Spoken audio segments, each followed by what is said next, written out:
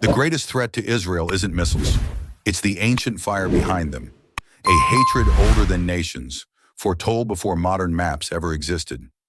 They told us it was just politics, just another flare-up in the Middle East, a diplomatic tangle, a regional grudge, a conflict for land, water, power. But what if it's more? What if this war between Iran and Israel isn't just about borders, but about prophetic destiny? What if we're watching not the start of something new, but the fulfillment of something ancient? The headlines and the hidden scrolls. In today's headlines, Iran is everywhere. Its nuclear ambitions, its proxies, its threats against Israel, its alignment with Russia and China. But few realize this story was already written, not by journalists, not by politicians, but by prophets thousands of years ago. And they didn't call it Iran, they called it Persia. And Persia is everywhere in the Bible. From Genesis to Daniel to the terrifying war visions of Ezekiel and Revelation. This isn't a modern war, it's a prophetic pattern. Iran didn't become Israel's enemy overnight. This isn't new. It's a spiritual pattern, and it runs deep. Long before missiles, there were scrolls. Long before sanctions, there were divine decrees. And at the center of it all stands one ancient empire with a dual identity. Persia, the tool of redemption. Persia, the ally turned adversary. The Bible tells us Persia was once chosen by God to help restore Israel. But in the final days, that same name will return on the wrong side of prophecy. Persia, Cush, and Put will be with them. Ezekiel 38:5. Persia joins a coalition to destroy Israel, triggering a judgment the world has never seen. Back to the beginning, when nations were born. Let's go back, not just centuries, but millennia. Back to when the floodwaters receded and the world began again. In Genesis 10, we find the Table of Nations. There we meet two forgotten patriarchs, Madai, son of Japheth Elam, son of Shem. From these two would arise the northern and southern foundations of what we now call Iran. Madai's people settled in the rugged mountains of the north, what became Media. Elam's descendants settled in the fertile southern plains, what became Elam. Two tribes, two destinies. And together they would birth an empire that would shake the world. The first Eastern invasion. We don't have to wait long to see Persia's early spirit. In Genesis 14, the Bible records the first international war in history. Led by Chedorlaomer, king of Elam, 4 eastern kings invade Canaan. They destroy cities, enslave people, and capture Lot, the nephew of Abraham. This was the Bible's first direct clash between God's people and the Eastern empires. But God wasn't silent. With just 318 trained men, Abraham pursued them under the cover of night. And in one of the most stunning victories in biblical history, he defeated them all. It wasn't about military strength, it was about covenant. The message, no empire, no matter how ancient, can prevail against those favored by God. But Persia didn't disappear. It waited, it watched, and it grew. From tribes to thrones, centuries passed. The Elamites and Medes expanded. Their cities grew. Their warriors multiplied. In time, they transformed from scattered clans into the Persian Empire.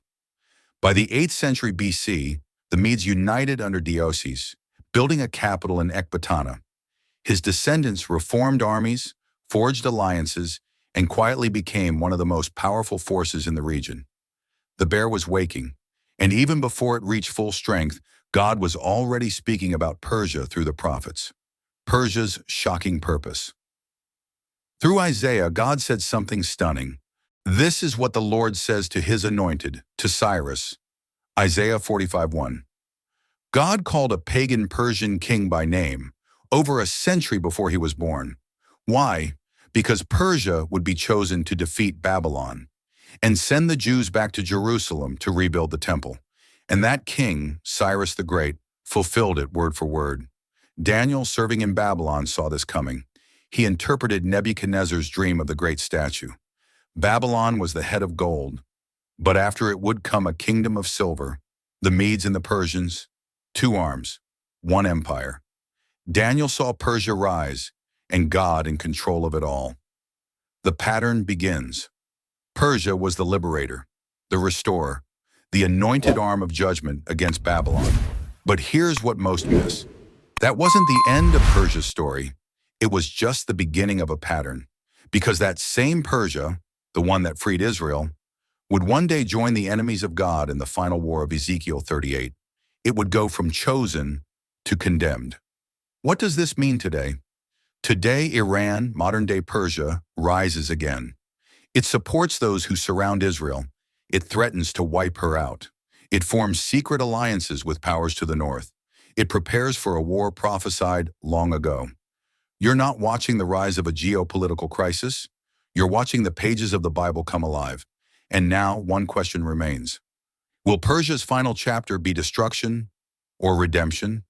Because the same God who used Persia can still restore it. But the path is narrowing, and the prophecy is almost at its end.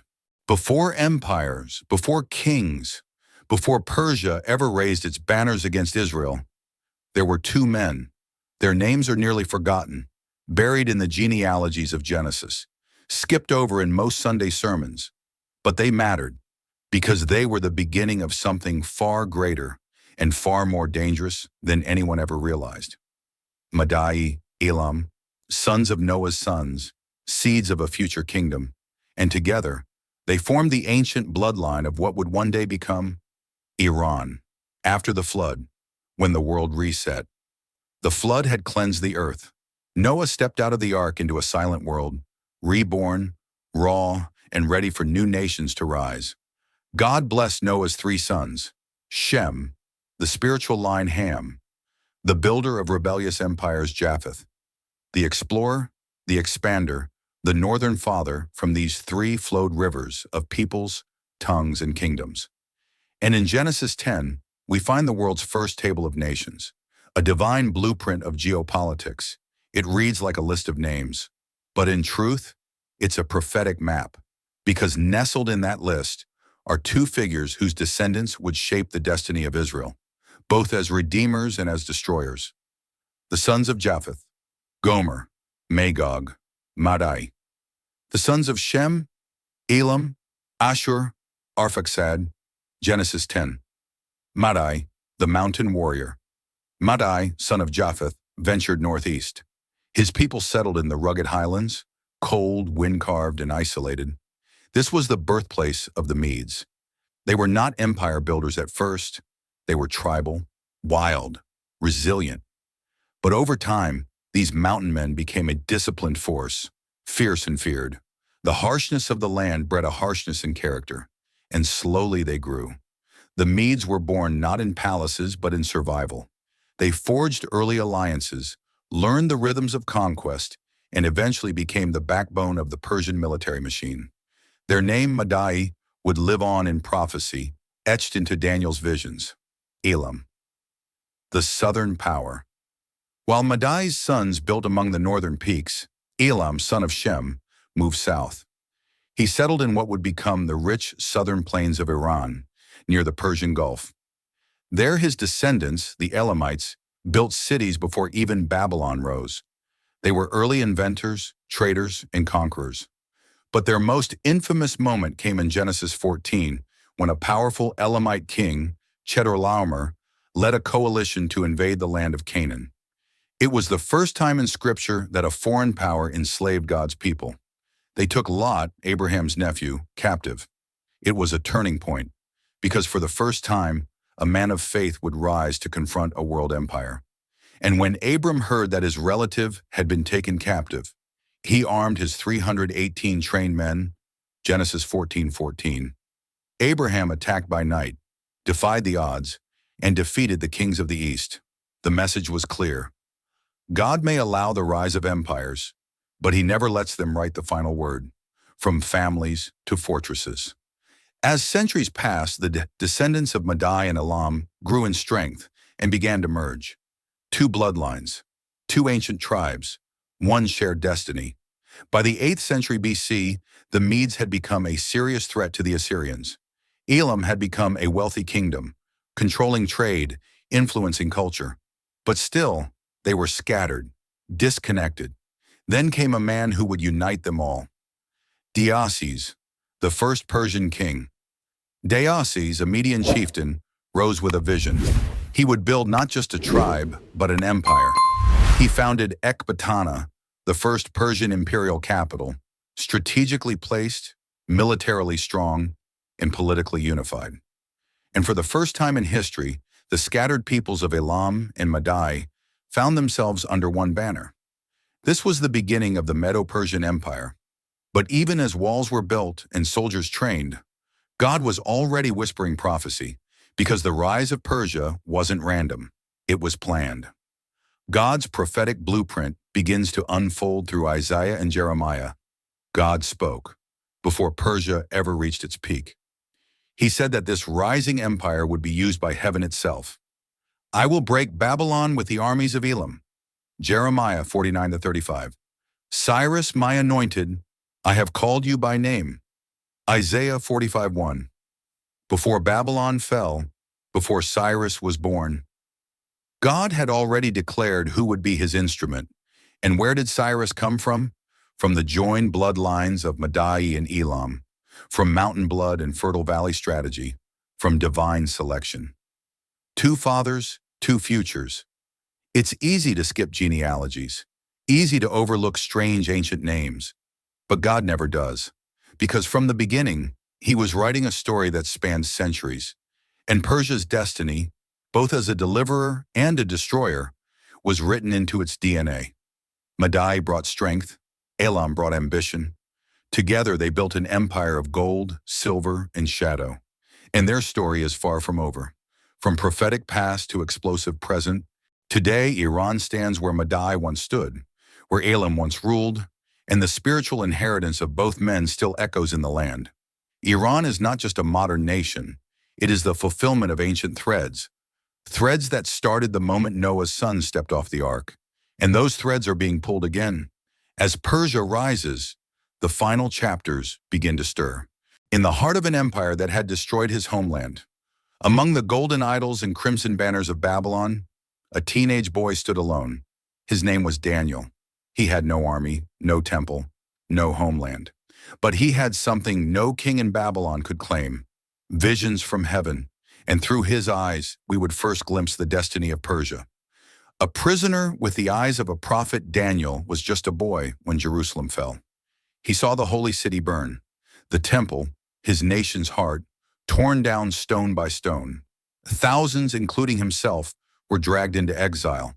To the world, Daniel was a slave, but in the eyes of God, he was a chosen seer. He refused to eat the king's food. He refused to bow to Babylon's idols. He chose faithfulness over favor, and God honored it. To these four young men, God gave knowledge and understanding, and to Daniel, the ability to understand visions and dreams. Daniel 1:17. The dream that shook an empire. One night, King Nebuchadnezzar, the mightiest ruler of his time, was disturbed by a dream so vivid, so terrifying, he couldn't sleep. But he didn't just want an interpretation.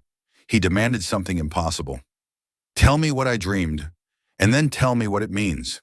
His sorcerers were silent. His wise men trembled. But Daniel prayed, and God answered. Standing before the throne of the most powerful man on earth, Daniel revealed every detail of the king's dream, then interpreted it with boldness. The statue of kingdoms. You, O king, saw a great statue. Its head was of gold, chest and arms of silver, belly of bronze, legs of iron, and feet of iron mixed with clay.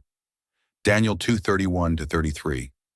Each part symbolized a future kingdom: the head of gold, Babylon; the chest and arms of silver, a dual empire that would follow; the bronze, Greece; the iron, Rome; the feet of iron and clay, the fractured powers of the last days.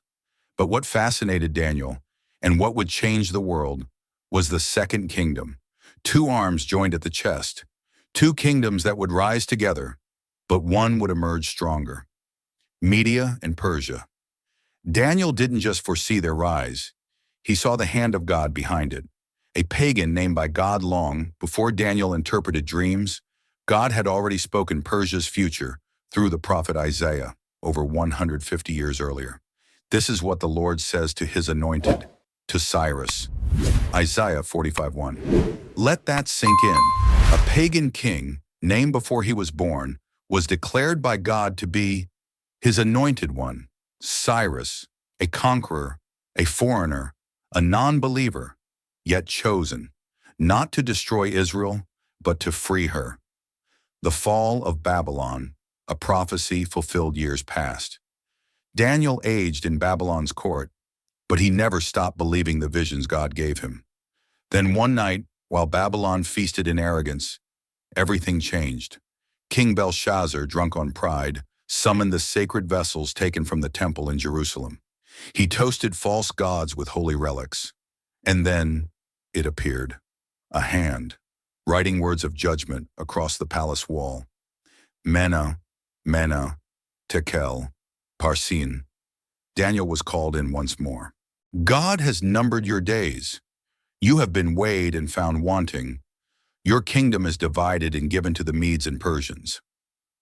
That very night, while Babylon slept, Cyrus's army, having diverted the Euphrates River, slipped in through the dry riverbed. Babylon fell without a fight. God's prophecy was fulfilled to the letter. The unexpected deliverer, what Cyrus did next shocked the ancient world. He didn't enslave the Jews. He didn't mock their God. Instead, he issued a decree. The Lord, the God of heaven, has given me all the kingdoms of the earth, and he has appointed me to build him a house in Jerusalem. Ezra 1:2. A pagan king announced to the world that God, the God of Israel, had chosen him. Cyrus gave the Jews permission to return. He financed the rebuilding of the temple. He empowered leaders like Zerubbabel and Joshua the high priest to restore what Babylon had destroyed. Persia became the only empire in history to rebuild Israel, not tear it down. The empire of silver and fire. Under Cyrus, the Medo-Persian Empire expanded at an unstoppable pace. But prophecy never stopped unfolding. Daniel would later see a new vision. A bear raised up on one side, with 3 ribs in its mouth. Get up and devour much flesh. Daniel 7:5. The bear was Persia, rising unevenly because Persia would dominate Media. The 3 ribs represented 3 great conquests: Lydia, Babylon, and Egypt. And history fulfilled the vision, step by step. Persia, under Cyrus's son Cambyses II, marched across the Sinai and crushed Egypt, Israel's ancient oppressor. What does this mean today? Why would God choose Persia? Why select a pagan king to fulfill sacred prophecy? Because God doesn't see nations the way we do. He raises up whom he wills. He tears down whom he wills. And sometimes the arm that once struck you becomes the hand that heals you. But this was only one side of Persia's destiny, because the same empire that rebuilt the temple would one day turn. The same people who released Israel would join a final alliance to destroy her. The story of Persia was never meant to be clean. It was meant to be cosmic, a kingdom that mirrors the human soul, chosen, fallen, redeemable, but never neutral. The throne of Persia stood unmatched. Its empire stretched from India to Ethiopia. Its king, Ahasuerus, whom history also calls Xerxes, ruled with absolute power. No one approached him uninvited, not even the queen. And yet, behind the velvet curtains and carved marble columns of Susa, a divine drama was unfolding. One that would determine whether an entire people lived or died. This is the story of a girl without a voice, who rose to confront an empire with nothing but courage and timing. The feast that changed everything, King Ahasuerus had just returned from his military campaigns. To celebrate, he hosted a feast lasting 180 days, a show of wealth, strength, and unrelenting indulgence. On the final day, drunk with pride, he made a reckless command. Bring Queen Vashti, let her show the kingdom her beauty. But Vashti refused. In that moment, an empire paused. This wasn't just a personal insult. It was a political crisis. How could a man rule the world if he couldn't control his own queen? So Vashti was banished. A vacancy opened beside the throne of Persia. And that's when God stepped in, from orphan to queen. Across the city in a quiet Jewish home lived a girl named Hadassah, orphaned, raised by her cousin Mordecai, hidden among the exiles, but known by heaven. When the king ordered a search for a new queen, Hadassah was taken, like thousands of other young women, to the palace. There she was given a new name, Esther. She didn't wear royal blood. She didn't carry noble titles. But she had something greater, the favor of God. For a full year she was prepared, bathed, perfumed, trained in palace customs. Then when it was her time, she entered the throne room, and the king's heart burned for her. Esther was crowned Queen of Persia, but no one knew her secret, not even the king. She was a Jew, the rise of Haman, the enemy. Within, while Esther adjusted to her new role, a storm was forming. A powerful noble named Haman, a descendant of the Amalekites, Israel's ancient enemies, was promoted to the highest position under the king. Everyone was ordered to bow before him, but one man refused, Mordecai. Haman was enraged, but he didn't just want Mordecai punished, he wanted genocide. He convinced the king that a dangerous people lived among the empire, disobedient to the king's laws, scattered across provinces, and worthy of destruction. Let a decree be written to annihilate them, he said, men, women, and children, in a single day. The king agreed. The signet ring was given, and just like that, death had a date, a time to choose, silence or sacrifice. The Jewish people wept. Mordecai tore his clothes in public mourning. He sent a message to Esther. Do not think that you will escape. Who knows whether you have come to the kingdom for such a time as this?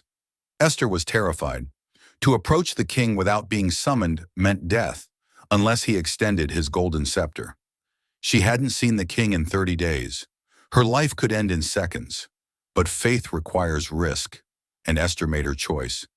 If I perish, I perish. The banquet of revelation. Esther approached the throne. The room fell silent. Guards gripped their weapons. The king leaned forward and extended the scepter. Esther lived, but she didn't accuse Haman immediately. She knew the power of timing. She invited the king and Haman to 2 private banquets. At the second feast, with wine in hand and tension mounting, the moment came. Esther spoke. If we had only been sold as slaves, I would have remained silent, but we are to be annihilated, me and my people.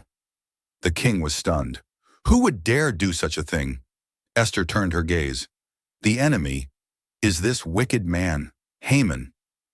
Haman's face drained of color. He fell to his knees begging for mercy. But it was too late. That very night, Haman was hung on the gallows he had built for Mordecai.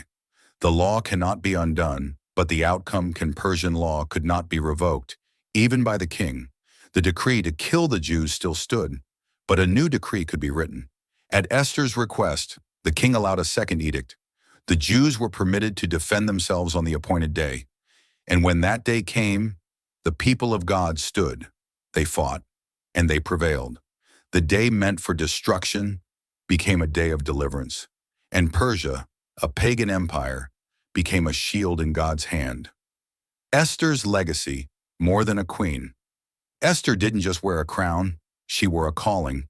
She saved a nation. She rewrote the destiny of millions.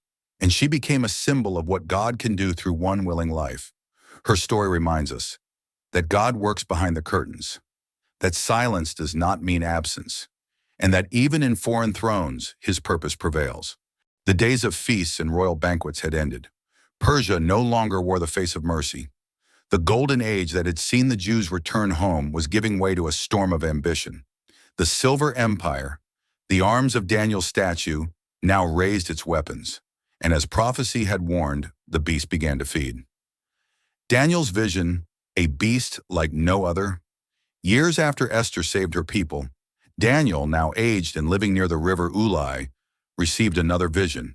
He saw the sea churning, chaos rising from its depths.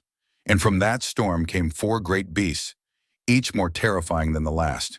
The second beast caught his attention. It was like a bear, raised up on one side with 3 ribs in its mouth.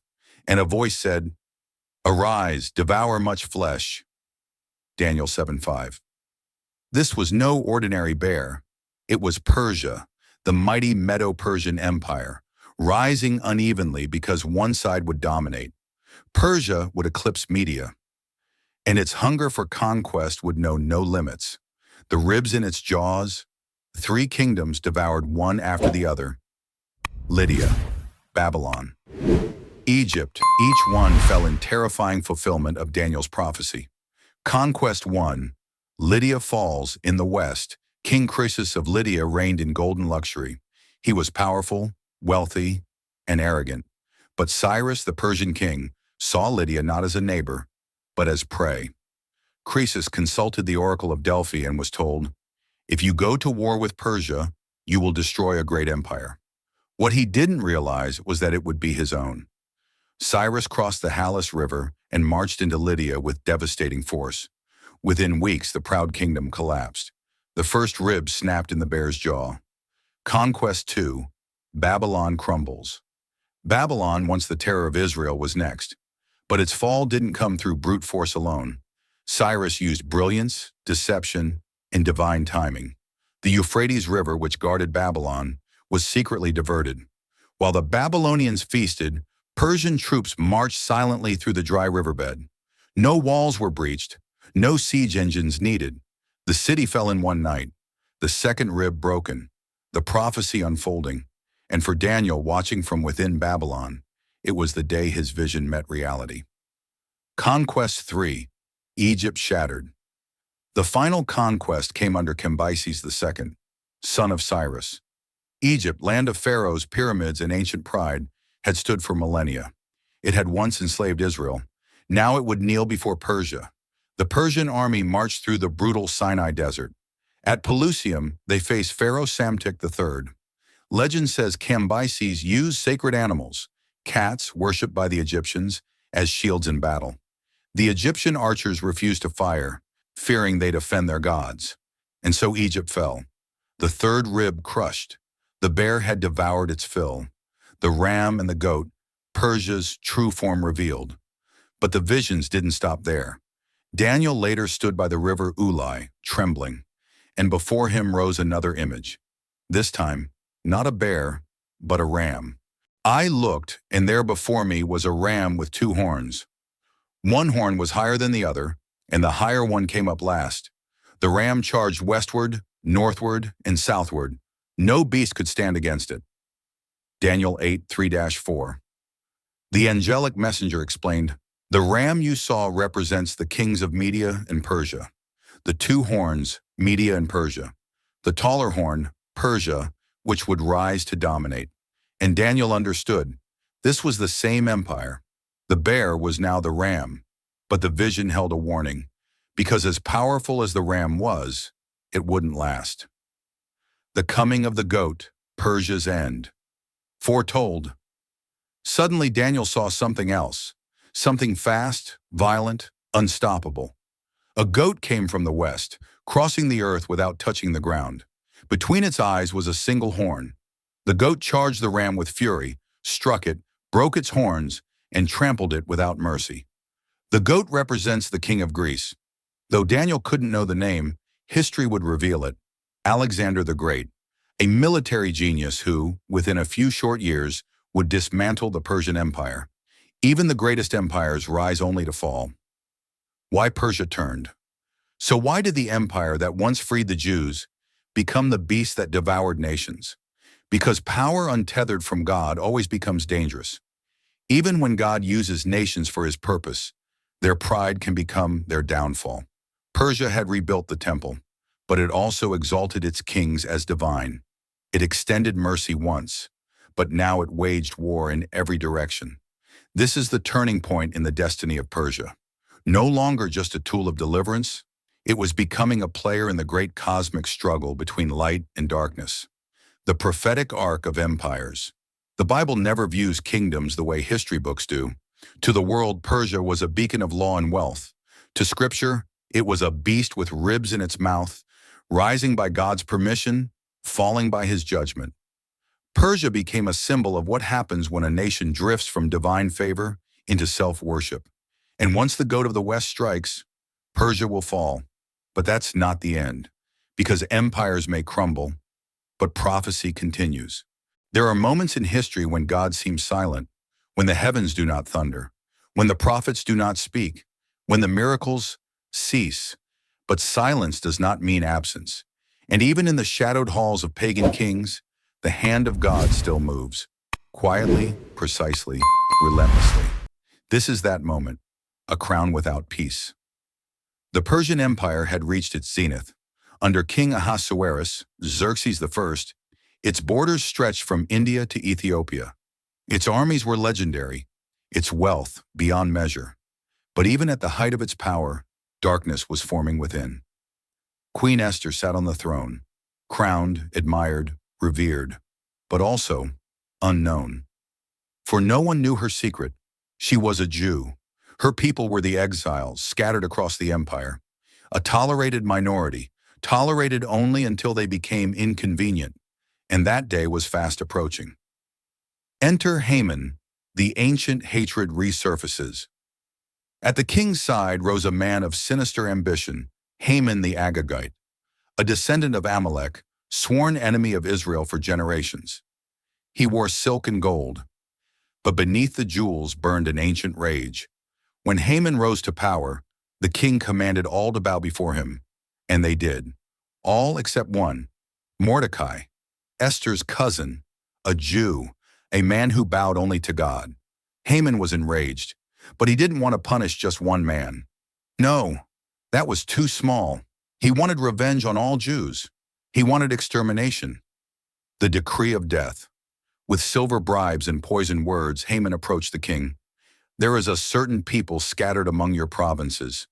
Their laws are different. They do not obey the king's decrees. It is not in your interest to tolerate them. He requested permission to annihilate them. The king, indifferent and unaware, handed Haman his signet ring. The decree went out. On a chosen day, every Jew in Persia would die. Men, women, children. The world's first recorded genocidal edict. A time of weeping and a call to action. When Mordecai heard the decree, he tore his clothes and sat in ashes before the palace gates.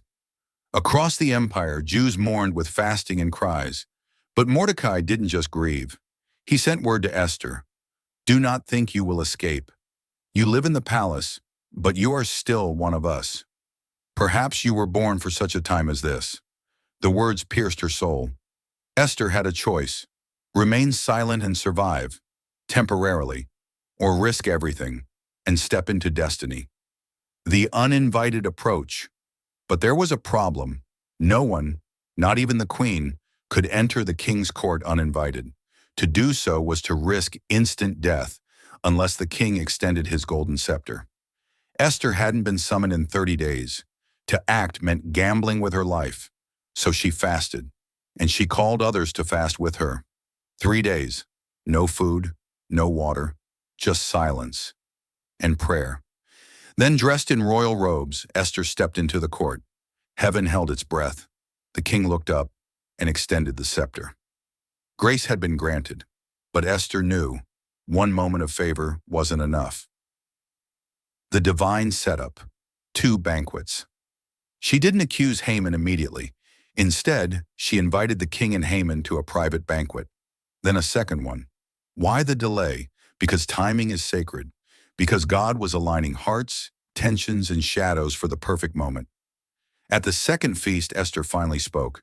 "If we had been sold as slaves, I would have kept silent. But we are to be destroyed, I and my people." The king was stunned. Who would dare such a thing?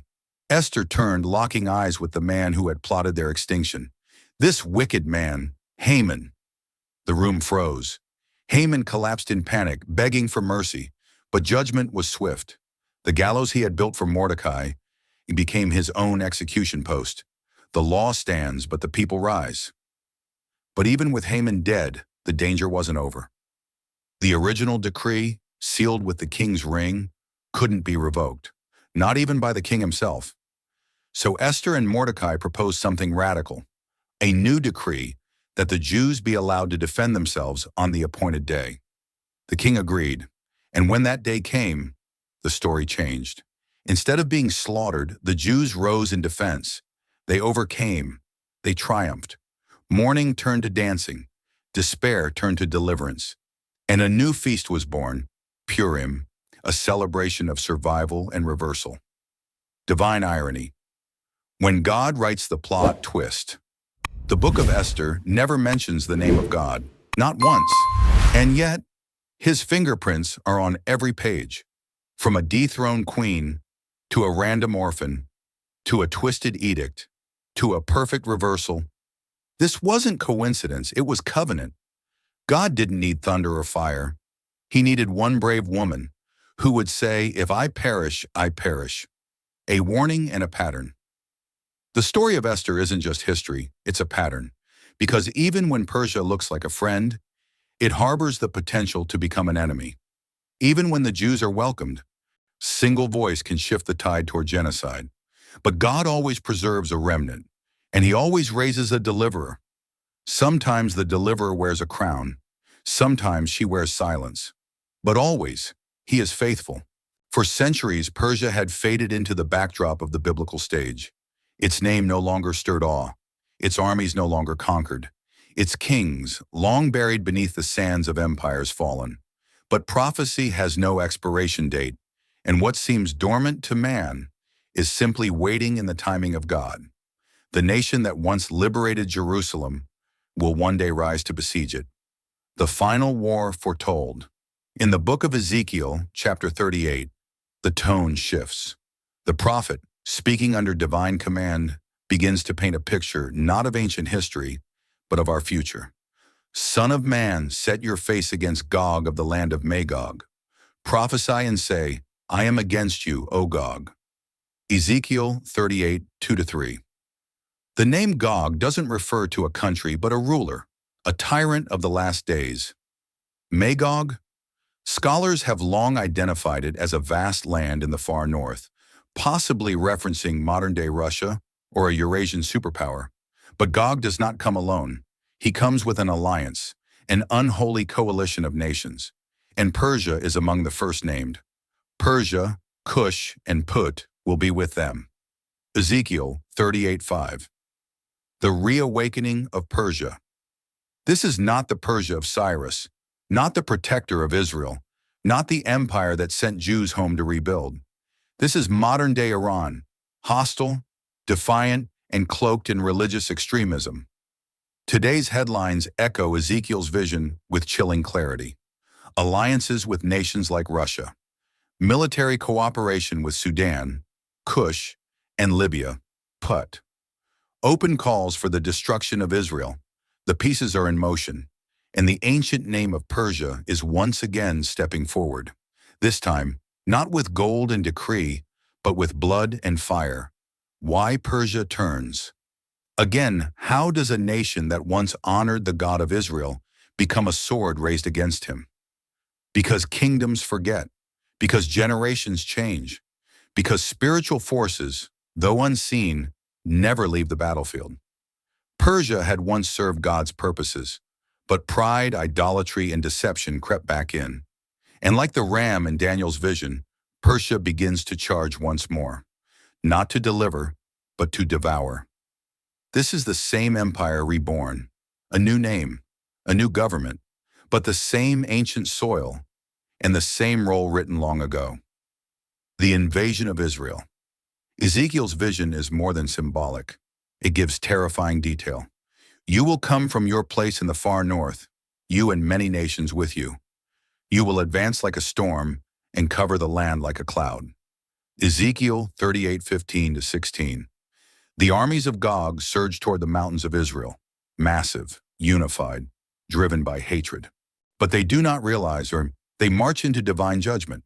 God responds as the coalition closes in. The Lord declares, I will summon a sword against Gog. I will execute judgment with plague, bloodshed, torrential rain, hailstones, fire, and sulfur. Ezekiel 38:21-22. This is no ordinary war. This is not Israel versus Iran, not military versus military. This is God versus the nations. The ground shakes, the skies roar. Confusion strikes the enemy's camp.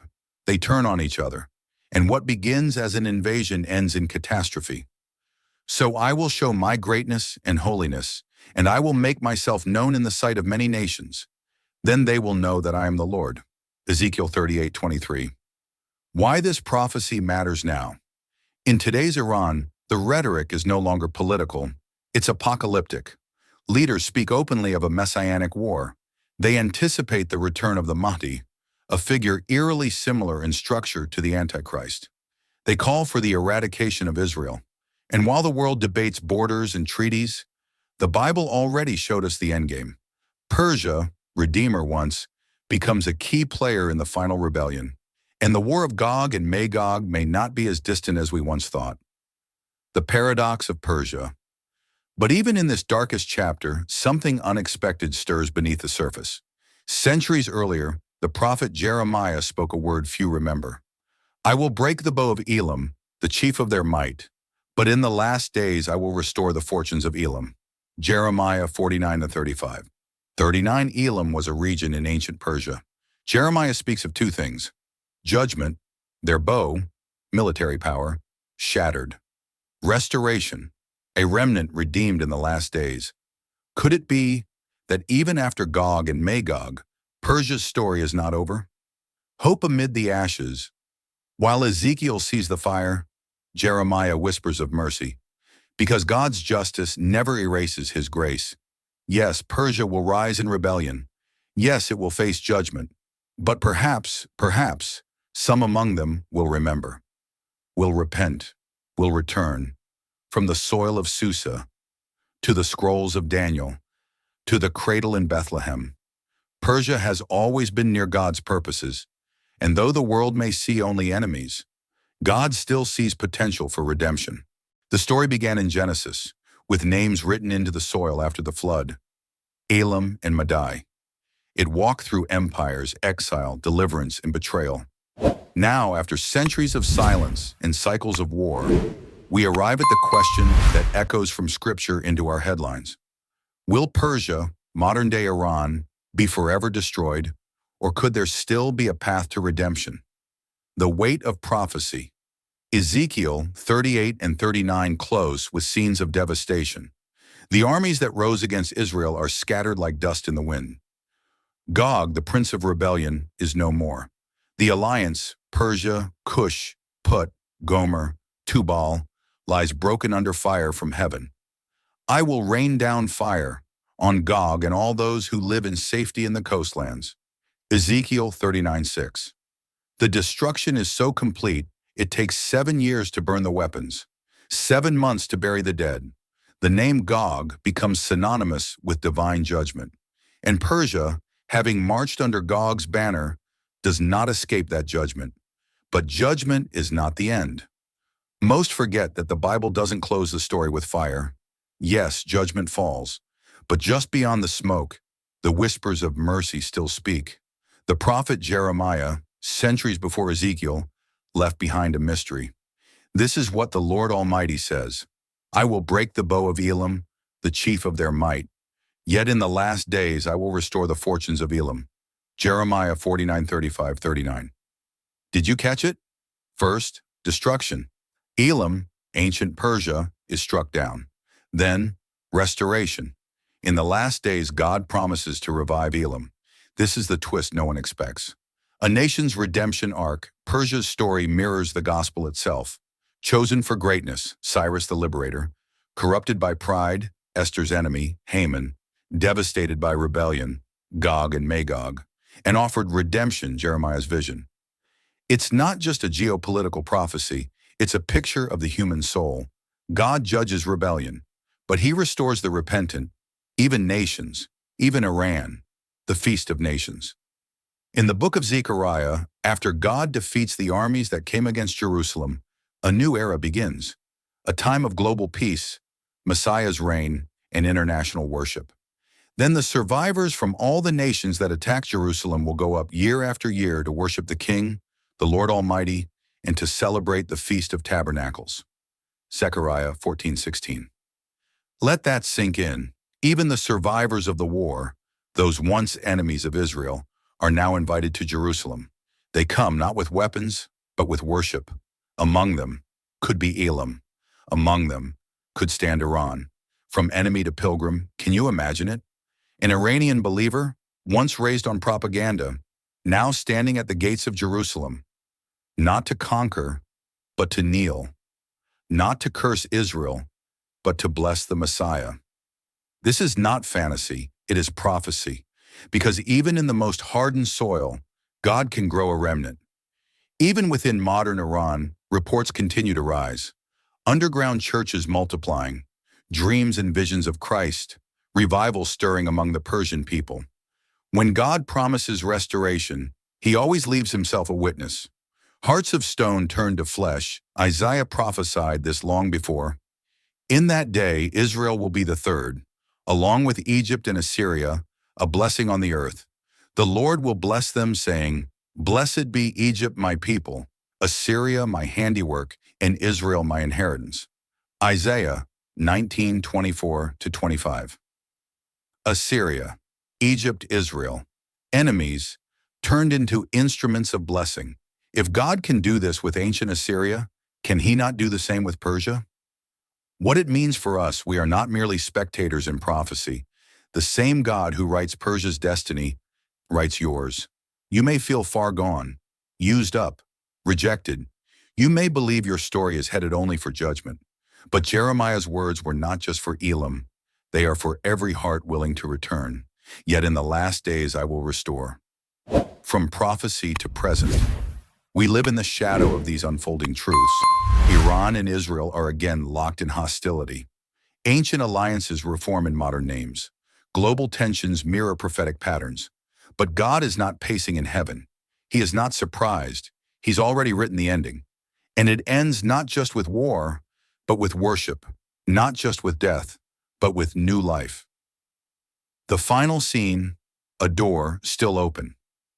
In Revelation, when all nations stand before the throne, John sees a multitude no one can count, from every tribe, every tongue, every nation. Could some of them be Persian? Could the very hands once raised in rebellion now be lifted in praise? The Bible says yes, because mercy triumphs over judgment, because the gospel was never just for Israel, it was for the ends of the earth, even Susa, even Tehran, even you. The final invitation. So we end where we began. Will Persia be destroyed or redeemed? The answer is both. Destroyed if she continues in rebellion, redeemed if she turns to the king. And so it is with us. Your destiny is not yet sealed. The scroll is still being written, and the king still holds out his hand. Final words to the audience. If this 8-part journey has stirred something in your soul, if you see these prophecies unfolding today, if you want to be on the side of the king, then don't wait. Turn to him, study his word, discern the times, and pray for the nations, especially those like Persia, standing at the crossroad of fire and mercy.